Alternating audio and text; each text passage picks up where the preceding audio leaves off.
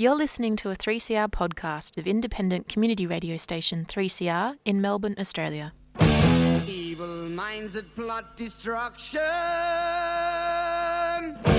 sorcerer of death's construction, in the fields of bodies burning, as the war machine keeps turning, death and hatred to mankind, poisoning their brainwashed mind. Welcome to the Anarchist World This Week, broadcast across Australia on the National Community Radio Satellite. Listen to the Anarchist World This Week, Australia's sacred cow slaughterhouse. Listen to analysis of local, national, international events. Listen to analysis you'll never hear anywhere else.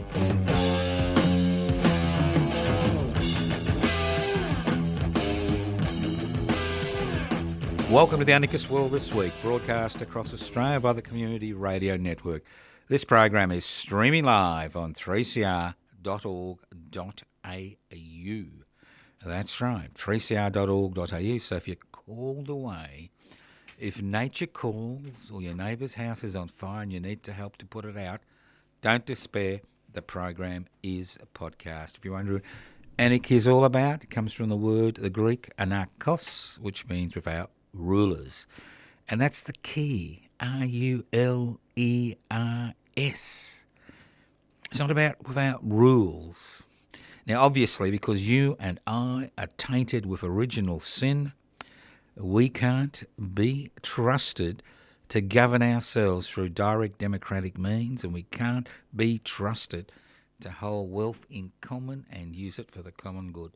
We need secular and religious rulers, like the buffoon in Washington, the religious leaders rulers around the place, that somehow think they've got a direct connection to the deities. Well, as an anarchist, no God, no master. Let's move on. Now, you may have noticed there is a federal election campaign. And I'm going to talk about, in the first part of the program, and I think it's important, well, you may not think it's important, but I think it's important, is the missing ingredient in the economic pie. Now, when you put your teeth into a pie, beautiful crust, golden crust, you expect some type of filling in the pie. Irrespective of whether you're a vegan or a vegetarian or a carnivore or a pescator, you expect something in that pie. Now, currently, we have our major political parties fighting amongst themselves to give away goodies to people who, in the majority of cases, already have goodies in their pockets. We're going to give you a $1,000 tax offset or a $1,200 tax offset. We're going to take 25% off your petrol bill for the next 12 months. We're going to give you so many million for that, and we're going to give you so many million for this, and we're going to bill this, and we're going to bill that. Now, obviously, as you know, the difference between poverty and homelessness and having a good life in a capitalist society, one based on a private investment for private profit model, is the amount of loose change you have in your pocket. Now, where that loose change comes from is an issue. And it's the same with a sovereign nation state. It's exactly the same. It's all very well telling us what they're going to do, but how about a discussion about the revenue stream? How about a discussion about the growing inequalities in the society and the fact that the revenue stream is drying up rapidly? And Now I'm a candidate for the electorate of Flinders, which is on the Mornington Peninsula. About 150,000 souls, I think. Maybe 151,000. And I'm standing in that electorate as a candidate on an independent ticket, not because I have any illusions that I will win.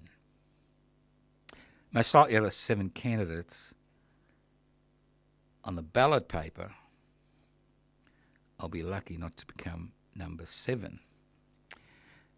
But the whole point about the campaign, and that's where you can become involved, is that I'm fascinated, interested in the revenue stream. Why do we have private charities raising money not for refugees in Sudan or Gaza or the Ukraine, but to send Australian kids to public schools for which we pay taxes for? Why do 1/3 of the Australian population live a hand-to-mouth existence on social security benefits? Why are 70% of wage slaves up to their neck in debt, which could possibly take 2 generations to resolve as far as access to a roof over their heads is concerned? Why do we have so many people in this country thinking that the solution to their problems is to gang up on minorities? Think about it. Why? And when you think about it, if we live in a capitalist society, which we do, irrespective of, where you like to live, the fact is we do live in a capitalist society, private investment for private profit. And the fact is that in a capitalist society, revenue is the main game. How does the state maintain revenue? And my Toscano for Flinders campaign, which, is relevant to every single person, every electorate in this country, is about the revenue stream. Why, in a continent as rich as Australia, with 27 million people, with manna, buried beneath the gum trees, why do we have so many issues which seem to cannot be resolved? I mean, we're not living in some God-forsaken corner of the world where we've been bombed every day because we want a little bit of freedom and independence. We don't live in some God-forsaken corner of the world where environmental destruction is causing major consequences. I mean, we live in a continent.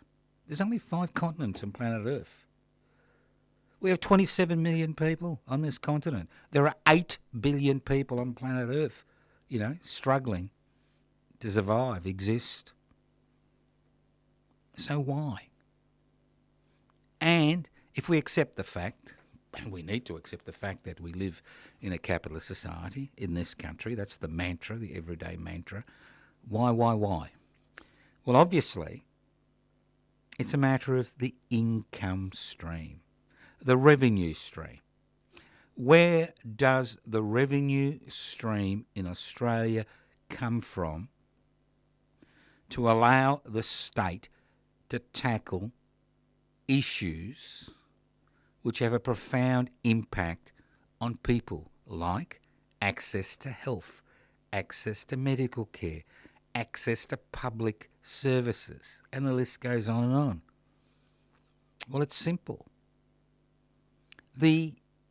What we have is not a pipeline to the Treasury from the 1% that own the means of production, distribution, exchange and communication, but a pipeline to small business and wage earners. Now, it's all very well for us taxpayers to bitch about, complain about taxation and demand, a reduction in taxation. That's understandable when people are under financial pressure. But the fact is, we should not be in this situation.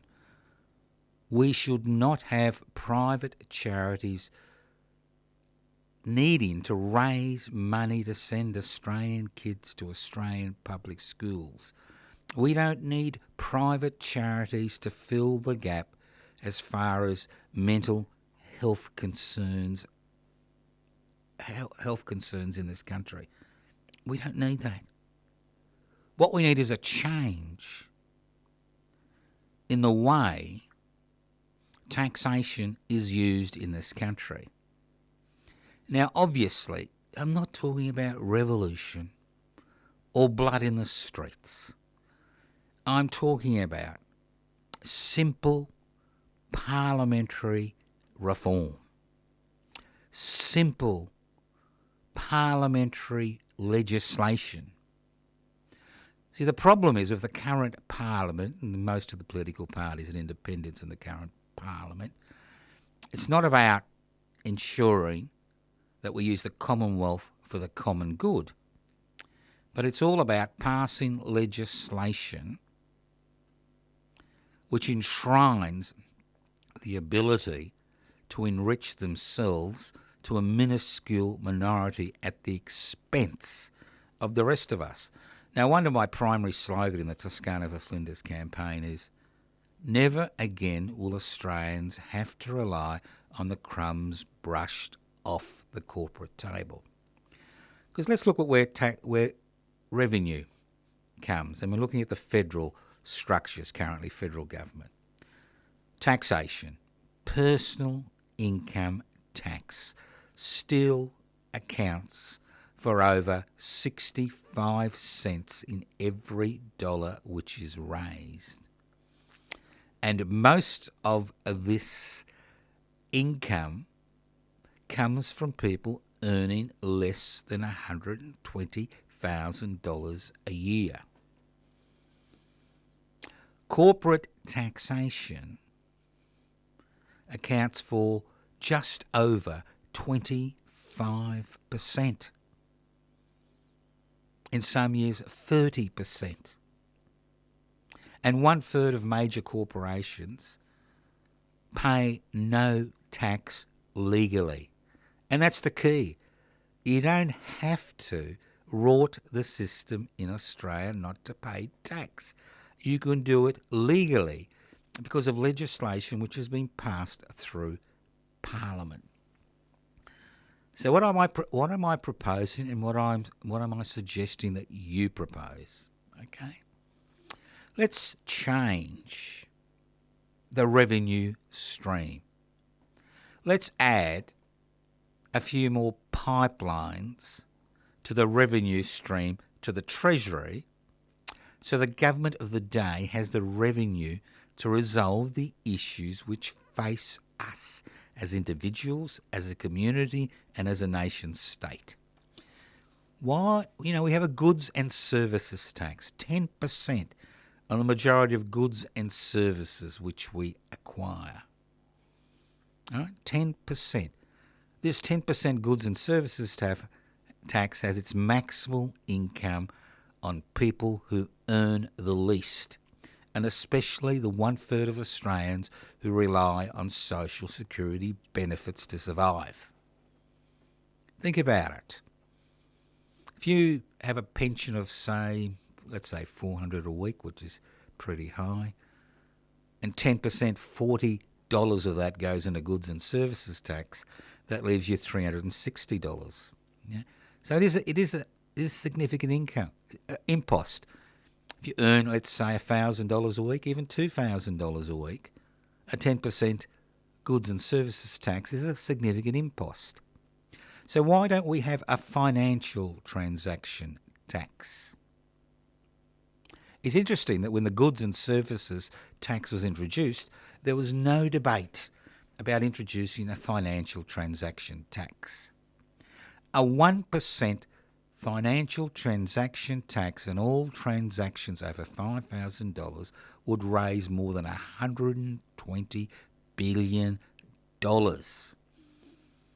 which is about 15%.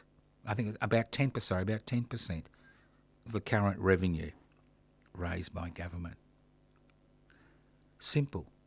Now, people who own stocks and shares, who invest in the stock market, do have legal taxation advantages. Why shouldn't we pay 1%? Not we, I don't own any stocks and shares, I'll tell you that now.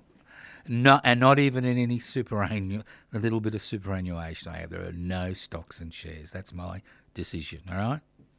Because I think it's a rort. So why not a 1% tax every time a stock or share is bought or sold by an Australian citizen anywhere in the world? Everything's computerised. You can have advertising directed personally to you. Why not use the same system to bring in some much needed resources into the federal treasury, another $30 to $40 billion a year? That's just two things, simple things we can do to resolve the perennial issues we face every day in this country. Revenue. Two simple ways of raising revenue. And then, last but not least, the big one. Remember when the Israelites escaped from Egypt and they arrived in Israel and there was no food for them? And God provided manna on the bushes for them to sustain themselves. Yeah, the Old Testament's full of interesting things. Well, we're in a similar position in Australia in 2025. The manna doesn't lie on top of the gum trees, and it doesn't lie beneath the gum trees, but it lies under the gum trees. We are a resource-rich country. Unfortunately,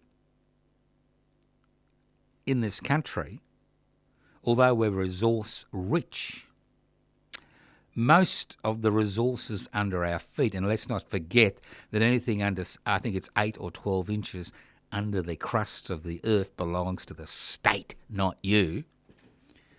The fact is that various state and federal governments over generations have given away the right for these resources to be exploited by companies, individuals. Why do you think Mr. Clive Palmer can actually fund his little trumpets for whatever, for patriots, Because he's got all these mining leases which have been given to him courtesy of successive governments. Why do you think Gina Rinehart and Twiggy Stokes have so many billions at their disposal? Once again, they've been virtually given the right to exploit our resources, the resources owned by First Nations people and ourselves, right, to enrich themselves. It's extraordinary. And we accept it. We go, yes, that's nice, isn't it? Oh, that's wonderful. Isn't that good?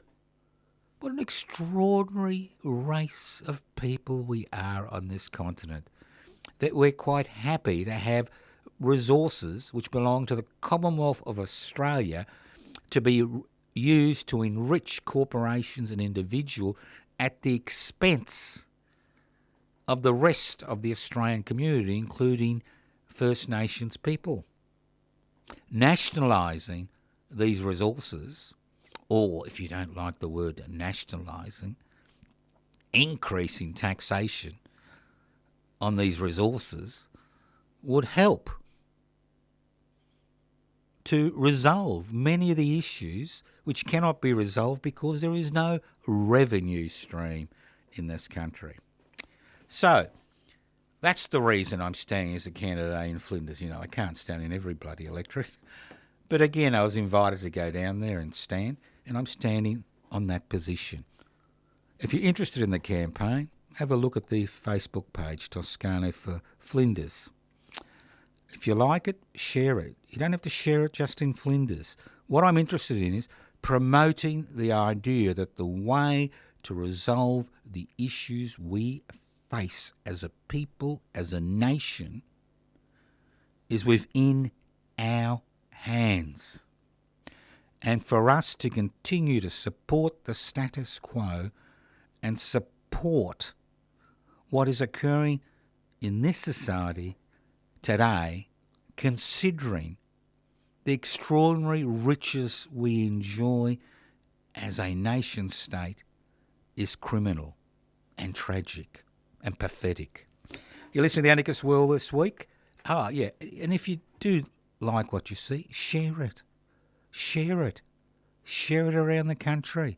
It's about time people spoke about these things, like a 1% financial transaction tax, a 1% stock market tax, nationalising this country's resources to be used for this country's people. Let's move on. Listen to the Anarchist World this week, broadcast across Australia via the Community Radio Network. This program is streaming live on 3cr.org.au. Now, I would hate to be an ABC presenter in 2025 because it's a difficult job, especially when it comes to the Gaza carnage, the slaughter in Gaza. Now, when things happen in Ukraine, we get good report. We get reporting. We don't get apologies broadcast on air. Not apologies, but statements broadcast on air from the Russian Defence Forces, do we? So, well, we bombed this place and we killed these people, and it was a tough world, and we had to do it. But every time an ABC broadcaster broadcasts about the horrors in Gaza, and I'm talking about things that are unimaginable in the 21st century, right? Unimaginable slaughter, unimaginable suffering, unimaginable destruction of infrastructure to force 2 million people out of Gaza, ethnic genocide, if you want to call it anything else. Why do we get a statement read out from the Israeli Defence Forces justifying their atrocities on the basis that they're hunting Hamas terrorists? It's extraordinary. I don't expect to hear Russian excuses for the brutalities that are occurring in the Ukraine. And I don't. If I'm unfortunate enough to be a bit bored and listen to the ABC. But every time there is a feature regarding the Gaza carnage, it's not a war, it's carnage, we have to listen to the unadulterated garbage and lies which are provided by the Israeli Defence Forces to justify the unjustifiable on the Australian Broadcasting Corporation. I suggest you contact them, because I know presenters who are sick and tired of having to read out this crap, these lies. I mean, no other place on earth would we tolerate as a people what is happening in Gaza and make apologies and allow the very perpetrators of that violence, that evil, and it's a word I hardly ever use on this program, to justify their actions. You're listening to the Anarchist World This Week, broadcast across Australia via the Community Radio Network. My name's Joseph Toscano. This program is streaming live on 3cr.org.au. It has been broadcast via the Community Radio Network to a number of community radio stations across the country, which we're always very, very happy to do. Let's move on. Just the same topic. I've got a little question for you, which I want you to think about after I talk about housing. What do the Israeli Defence Forces, those heroes in the Israeli Defence Forces, and those heroes in Sudan's Rapid Response Forces have in common? They've got one thing in common. See if you can guess what that thing is in common. All right? What have they have in common? Now let's get back to housing. Now housing seems to be the primary debating point in week 3 of the federal election campaign. Right? Housing. Don't forget about revenue stream, but housing. Now what a cruel election hoax by the major political parties. What a cruel election hoax. Now, sometimes I think I must be a total idiot, right? Well, you may agree with that. That's your opinion. But sometimes I think, as I said before, that the most obvious things, when the little boy said the emperor had no clothes and everybody said, oh, the emperor has no clothes, seem to be forgotten, not debated or even acknowledged in the housing debate in this country. We've got the ALP promising to do this for so many people, and we've got the Liberal Party saying they're going to do that. And both policies are going to increase housing prices. And when you think the median housing price in Australia, in a major capital city, is $900,000, and I'm sure most Australians don't earn $900,000 a year. And in regional Australia, I think the median housing price is $660,000. You realise that it's pretty tough. Now, the fascinating thing about this election campaign is there's just no hope for renters. There's minimal hope for people trying to buy their first home. And there's totally no hope for anybody on a social security benefit. Now, I don't know what's wrong with people in this country. I do know that over the last few years, people have been a bit confused by terminology, and it's not their fault. And that people in positions of authority and power have used terms like public, social, affordable, what else? It goes on and on. Housing, as if they're all interchangeable. The only housing which is owned by the government, whether it's a state or federal level, is public housing. And normally housing is a state responsibility under the Australian Constitution, although the federal government can provide support. Okay? So, what's an exceptionally simple solution to today's housing crisis? It's so simple, it's extraordinary, that because of the ideological blinkers, our representatives, our political representatives at a state and federal level have, as far as the word public is concerned, that they're doing everything possible to support the private housing sector in the policies they're putting forward to the population. I'm not talking about the Greens, who've got a reasonable housing policy. I'm talking about the Liberal National Party and the Australian Labor Party. Remember, that's the crew that took the U out of Labor. It's Labor. Now, sorry for the cheap pun, but getting back to the crisis, how would the Toscano for Flinders campaign solve the crisis. Now, nothing I promote is an original idea. If you have one original idea in a lifetime, you're doing well, especially when there's 8 billion of us. I think 8 billion original ideas would go a long way to resolving many of the issues we face. But that's a different story. So what do you do? Well, it's all about public housing. Not just public housing to rent, but also public housing to buy. It's about not giving money to the private sector to establish new corporations based on housing, whether they call themselves sociable or affordable or community. But it's about the state, at the state and federal level, providing the resources to increase the number of homes. And it goes a little bit like this.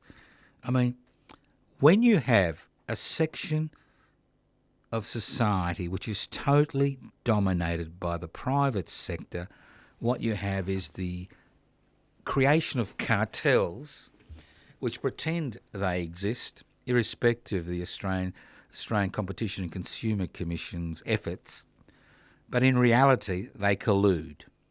So when housing is totally dominated by the private sector and you have legislation which advantages people who have more than one house through negative gearing and capital gains tax, you begin to understand why we find ourselves in this situation. Housing has not been something that has been a social aim, but housing has become a investment vehicle for a shrinking number of Australians. That's why more people are renting and fewer younger Australians are buying into the housing market because of the extraordinary prices, because of the commodification of housing. So let's get back to what I'm proposing. No, look, I'm not proposing, many people have proposed it, but let's look at something that nobody in the corporate-owned media and the government guild at ABC is willing to give a major run to. Publicly owned housing. Not just to rent, but to buy. Now, when you have a marketplace, when there is no competitions, prices increase, and that's what's happened in the private sector. In a capitalist society, in a mixed economy, where you have the private sector competing with the public sector, and to a lesser degree to the cooperative housing sector, what you get is competition. The greater the number of public homes and cooperative homes, the less the need to buy a private house. Now, some of the Western democracies, you may have 40 to 50 or 60% of the population living in public housing for that very reason. Public housing which moves from generation to generation. But let's get back to this situation, all right? So, the greater the number of public homes, less demand for private homes. With a less demand for private homes, rent drops. Has rent drop and capital gain taxes, decrease. Capital gains decrease because the rents drop and real estate values drop. What that means is there's more private housing available for first home buyers and renters. So now as this occurs, what you can do is instead of building new homes, what the government can do, and it was done in the 1980s in Victoria, you can spot purchase homes. And then these homes become part of the public housing network. Now, some people, because they're on fixed incomes, will never be able to buy those homes, but the important thing is they can continue to live in those homes and provide the security that is required. Because the thing about owning your own home or being in a public house or public unit is the fact that you've got security, which you don't have in the private sector, and that's the key. It means you can raise your kids, they can go to the same schools, they don't have to be shifted every 12 months, they can go to the same sporting clubs, they can create friendships, and the list goes on and on. So the greater the number of public homes, many which can be spot purchases, prices drop, the less demand for private housing. It's simple. Even an idiot like me can actually grasp that. But why can't our political representatives grasp this simple fact? Public housing doesn't have to be substandard housing. Public housing can be spot purchased. Public housing can be built anew.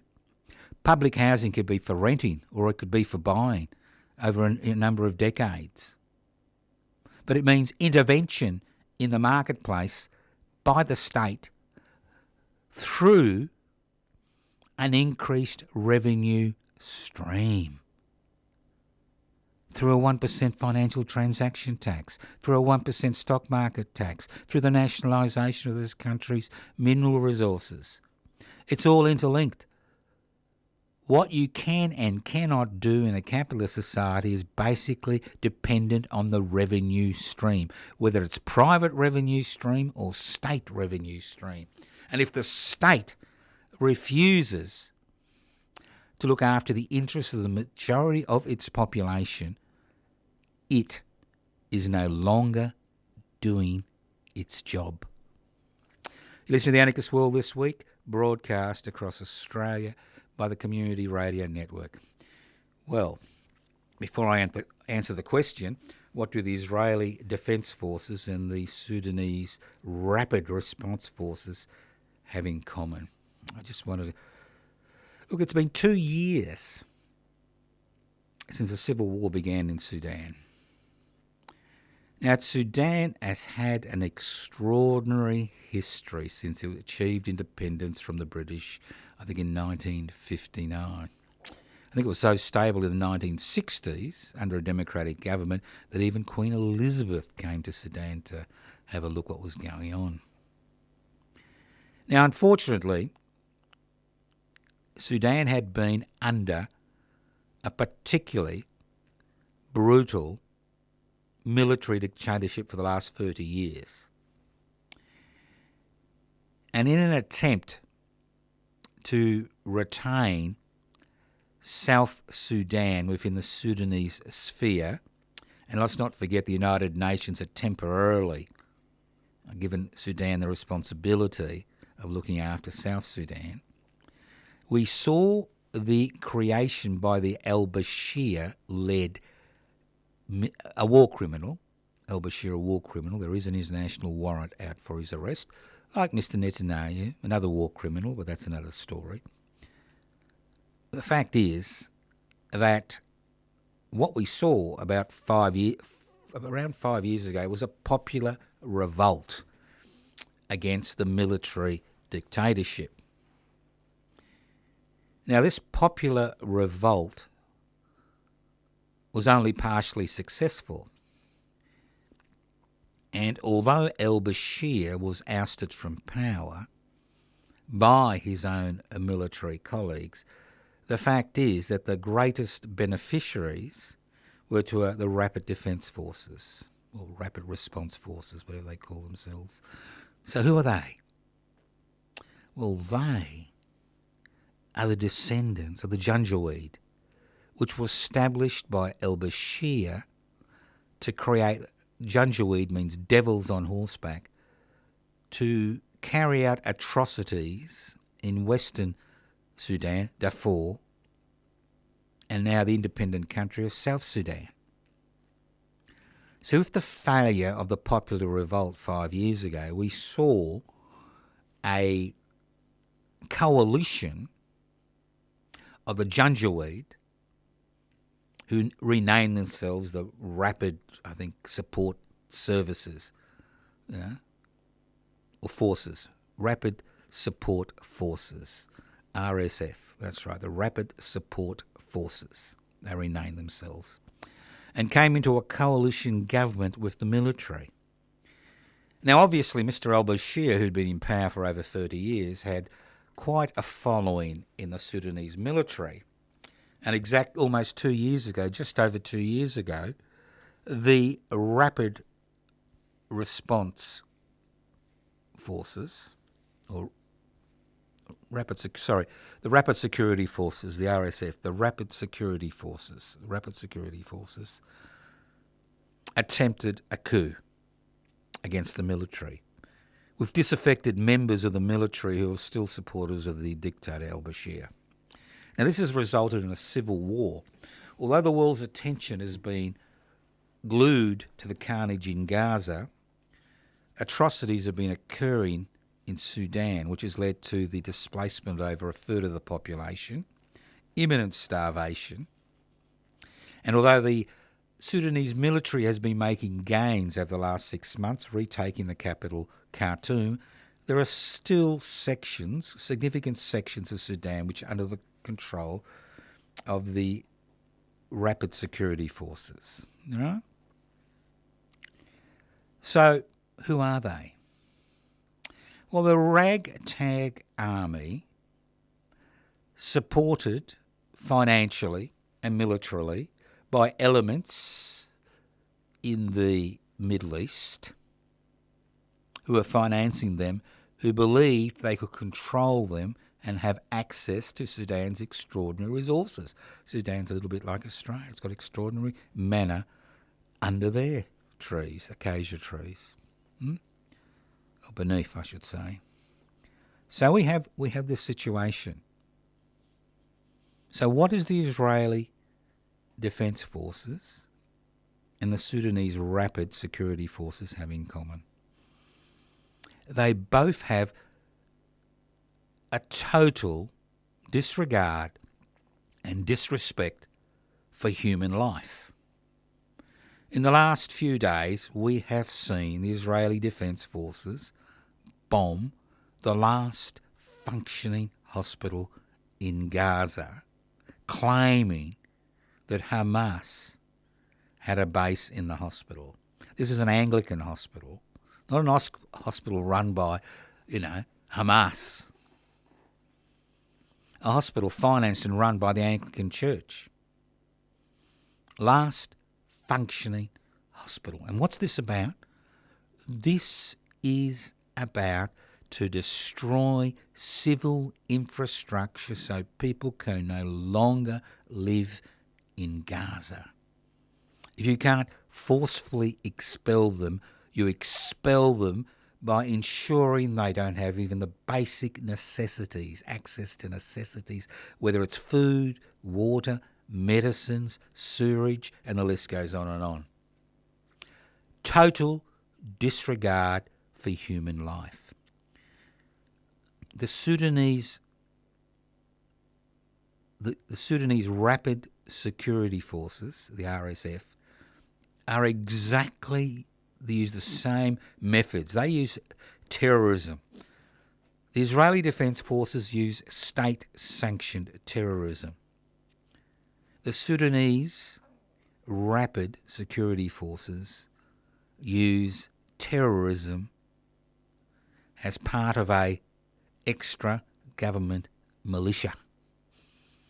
And in the last few days, while the Israeli Defence Forces have been bombing the last functioning hospital in Gaza, the Sudanese Security Forces, the RSF, the Rapid Security Forces, the RSF, have invaded the largest refugee camp in Darfur, have taken over the camp, killed over 300 civilians and 10 humanitarian workers. These are people who had nothing. Refugees in a camp. No armaments. Indiscriminate slaughter. It's about creating terror. Once again, we see that these people have no regard or respect for human life. And that's a dilemma. When you have the Israeli Defence Forces being equated using the same tactics as some poxy paramilitary group like the Rapide security forces in Sudan, you begin to understand how things have deteriorated in both parts of the world. You're listening to the Anarchist World This Week, broadcast across Australia via the Community Radio Network. Now, I'm not here to depress you, but it can be depressing something. All right, last but not least, wonderful election campaign, isn't it? Yeah. We're talking about, we don't talk about the rich. We don't talk about growing inequality. We do like to talk about, the outer suburbs. That's where the elections are won and lost. It is a representative democracy. But have you noticed something? Have you noticed something about this election campaign?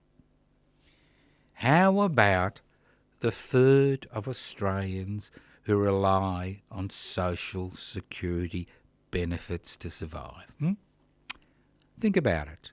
People on old age pensions who are not self-funded retirees because maybe they weren't able to work during their lifetime, or maybe they did important things like, look after children, stayed at home, weren't paid superannuation, were they?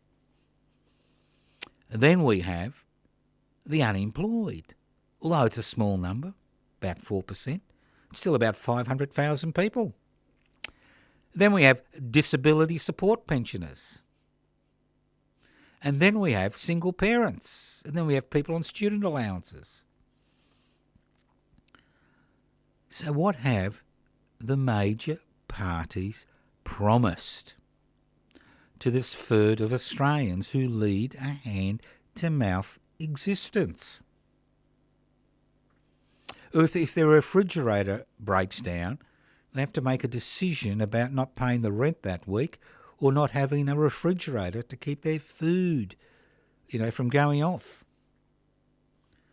What has been offered to people on social security benefits? We have offers for potential first home buyers. We have offers for students with HECS debt, although I've noticed Mr Dutton is going to abolish the 3 TAFE system. I mean, look, Peter, there are ways to conduct campaigns. I mean, bad-mouthing the Indonesian president. I mean, I'm happy to bad-mouth him as a war criminal. But you bad-mouthing him as the potential new Australian Prime Minister doesn't go good. Doesn't look good. But the fact is, oh no, we're not going to fund free TAFE. We're going to do something else. Extraordinary. But let's get back. So, what's in it for that 1/3 of Australians?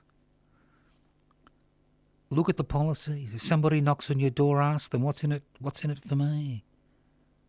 What's in it? You're offering all this garbage to everybody else, but how about us? How about the third of Australians who need the most support because we find we cannot, for a variety of reasons, look after our basic needs? We're the ones who are suffering more than anybody else. Where are all the policies? Where are the public housing policies? Where are policies regarding subsidised food? Where are policies regarding assistance so I don't have to rely on a private charity to send my kids to a public school? Where are the policies for people on social security benefits who are paying extraordinary amounts of their income to keep a roof over their heads? They're not there. They're the forgotten Australians. They don't exist. They're not there. Extraordinary. What an extraordinary society we live in. We have, as a people, the potential to be the greatest nation the world has seen.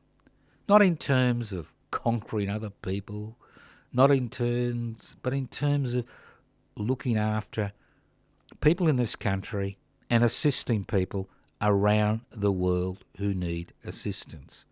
We have the intelligence, the resources, but somehow we've forgotten that we are part of a community. We are part of a nation. We have forgotten First Nations people who's fallen out of the debate today. They don't count. The list goes on and on. Extraordinary. What an extraordinary election. I could imagine Gough Whitlam spinning in his grave and Jim Cairns spinning in their grave. When they came to power in 1972, they didn't come to power promising a little bit of this and a little bit of that. They came to power on policies which were pushed forward by a radicalised public who wanted changes, significant changes. And significant changes did occur during a short 4-year period. And the most significant change they introduced was a universal healthcare system, a universal insurance system called Medibank initially, now called Medicare. And to see, and as I said, I've been a doctor for 50 years, since the introduction of Medicare, and to see the destruction of a universal healthcare system and the destruction of the public health sector by successive Liberal, National and Labor governments has been one of the things that I believed would never occur in this country. So it's good to see that there are elements of this election campaign which highlight the importance of a pharmaceutical benefits scheme and a universal healthcare scheme. Obviously, it doesn't extend to public hospitals because obviously public hospitals are basically a state-federal concern, not just a federal concern. But the issue is, it's not about what you're going to get in your pocket at the end of the day. It's about whether you are going to need to deal with a privately owned company which wishes to maximise profits for its major shareholders to access basic necessities of life like health, dental, energy, electricity, gas, whatever. Telecommunications, transport, housing. Or whether we have these services which are funded by the state through an increased revenue stream. And without an increased revenue stream, none of this would ever occur. You're listening to The Anarchist World This Week, broadcast across Australia by the Community Radio Network. This program has been streaming live on 3cr.org.au. If you want to help the Toscano for Flinders campaign in terms of getting ideas across to the rest of the country, go to the Facebook page Toscano for Flinders.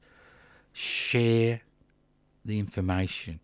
Share the information. This campaign is not about being elected. This campaign is about extending the people's ideas regarding the issues which are fundamental to us as a community. You can leave messages on 0439 395 489. You can go to the YouTube channel, Public Interest Before Corporate Interest. You can join Public Interest Before Corporate Interest today. You go to their website, pibci, pibci.net. Another YouTube channel, josephtoscano.nam. That's basically a historical channel. So, thank you once again for listening to The Anarchist World This Week on your local community radio station, courtesy of the Community Radio Network. Look, if you're an elector, what you're going to do is your business. That's why we have secret ballots. But I do ask you to look at policies before you make your decision. Pre-polling starts, I think, on Wednesday the 23rd, which is in a week's time. So look at these policies before you make your decision. Thank you once again for listening to the Anarchist World this week on your local community radio station, courtesy of the Community Radio Network. This program is podcast. You can access the podcast by going to 3cr.org.au. That's 3cr.org.au. Evil minds that plot destruction, sorcerer of death's construction. An analysis you'll never hear anywhere else. Anarchist World this week. Australia's sacred cow slaughterhouse. 10 a.m. every Wednesday. Listen to the Anarchist World this week for an up-to-date analysis of local, national and international events. You've been listening to a 3CR podcast produced in the studios of independent community radio station 3CR in Melbourne, Australia. For more information, go to allthews.3cr.org.au.